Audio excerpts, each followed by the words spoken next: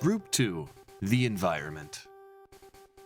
While I consider the inhabitants of the wasteland to be part of the environment cornerstone, the way Fallout approaches interacting with them is worth its own section, for reasons I hope will become clear. One of the most important hurdles for being immersed in this experience is understanding just how much the writers value your time and intelligence. Finally, someone else who sees! The dialogue you choose for your character in response to whatever has been presented are devoid of any typical RPG design elements. None of your choices have a color indicating challenge or a percentage next to them, or a skill letting you know which one would be useful and at which level it would need to be to achieve success. Every line is just another option the player gets to consider. The nature of the choice isn't obviously pointed out. The onus is on us to determine the value or efficacy of whatever our character knows of and is able to say.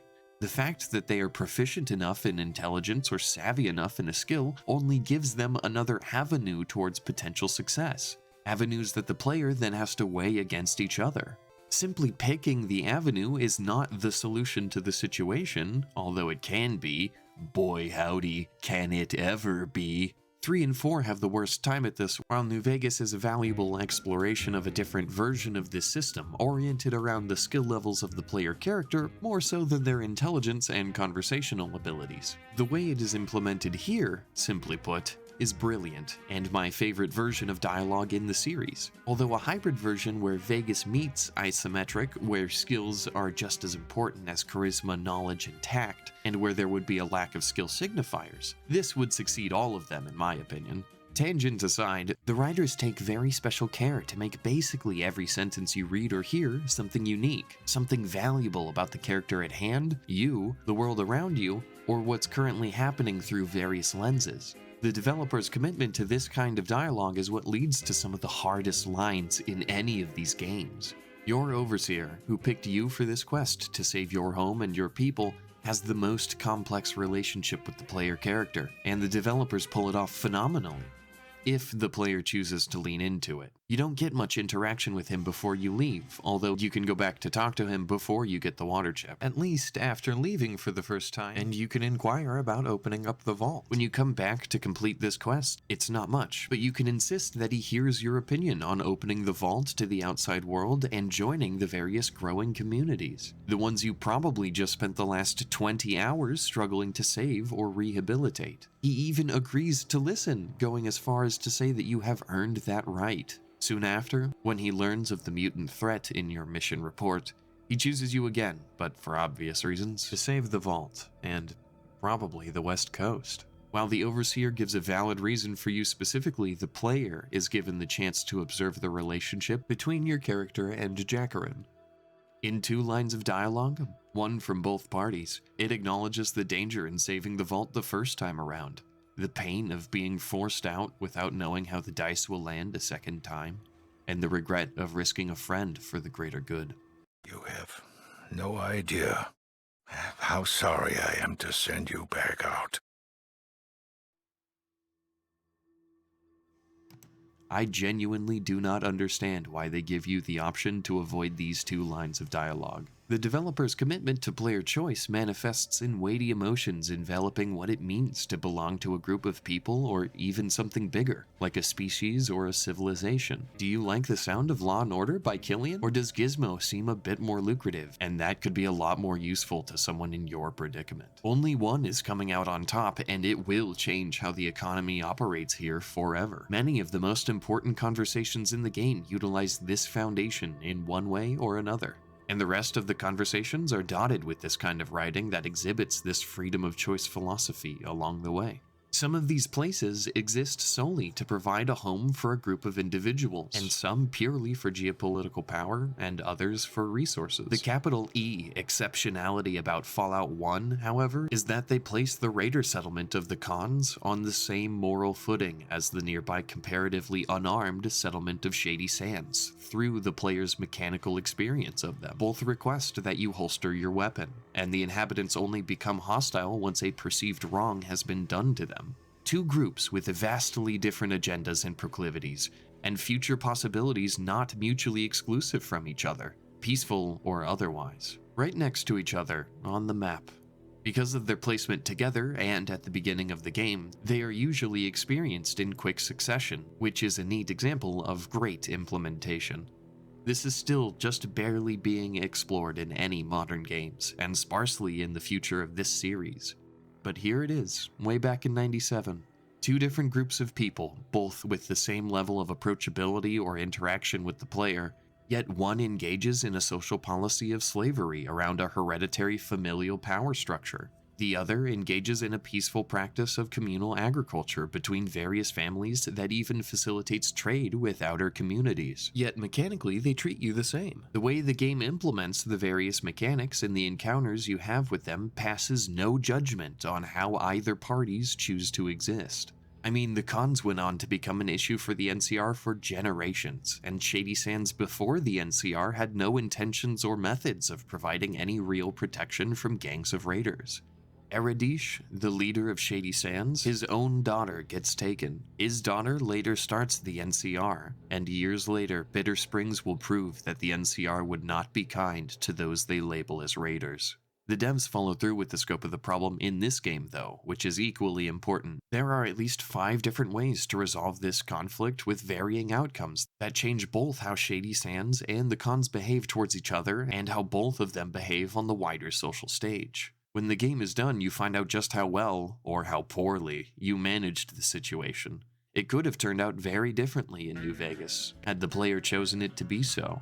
This goes for all your major decisions. Yet, this authenticity leads the player to genuine humor that is both a relief in atmosphere but doesn't detract from the story or the world or the characters. Sometimes people will joke about the terrible things that they have been through, and it even seems to bring them some relief. It also leads to 2 of the most genius and organic comedic lines in the entire game. One from an NPC. Let's get the other bit of politeness taken care of, shall we? What the bloody hell are you doing here? And the other from the player character. When it comes to mechanically interacting with people, the implementation goes deeper than just the player's speech. Even though the developers made speaking to NPCs a mechanic of its own, not being able to articulate your side, not knowing enough information, and being able to insult, charm, or lie to characters, it all can change the trajectory of your adventure, sometimes with massive mechanical or narrative ramifications. Beyond complex speech, you can pickpocket and barter with NPCs. Feasibly, there could be an event where you could heal an NPC with your skills, and if you count 2 robots, at least the 2 that I could find, you can use your science or repair skill to interact with what is technically a character. As far as I know, aside from the robots, this doesn't come up with anybody else, which seems like a missed opportunity. In regards to bartering and stealing, it's honestly 2 sides of the same coin until you get a high enough skill in barter. It's a shame this quest is so far out of the way, and comes so close to the halfway point. Aside from petty UI issues, there are at least 2 narrative points that can be drawn from the barter system. First, almost everything is for sale, and you can barter with almost anyone, but that price varies from person to person and is usually steep nonetheless. Second, you must always meet the minimum requirement of what the other person values their goods at, presumably increasing their wealth. These are both important characterizations for the people of the Wastes, and it says a lot about what it's like to operate out here in a commerce system with these inhabitants. It's really neat that you experience this aspect of the world mechanically, even going as far as invoking a kind of ancient economics, as it seems the Wastelanders have been systemically pushed back centuries when it comes to the trade of their goods. The lack of safe roads means caravans are harried by local megafauna. There's a monopoly on water in a desert, and a universal minimum pricing system. Facing all of this presses the character into a box. It's still a box the size of saving the world, but you'll never get to see the deepest changes in the society you already live in. At least, not in this game. Not in this life. This is a lack of information in contrast to the later games, some of which will tell you how much of a discount you are getting, or make it abundantly obvious as you are making progress in your barter skill. In Fallout 1, if you can even afford to allocate points to barter, it usually isn't all that much, so you never feel the paradigm flip, and you are constantly wondering, because of the lack of information, whether or not you're really getting a deal, or if you're getting one pulled over on you. It's fantastic. If this commerce system was tuned slightly better like the first half of Fallout 2, it would make barter one of the most mechanically influential skills of the entire game, one of the best mechanics in the entire series, period. Spoiler for the first half here, in the hub the player can introduce themselves to the water merchants. Finding that they exist is one of the big clues the player gets as an answer to their call to action.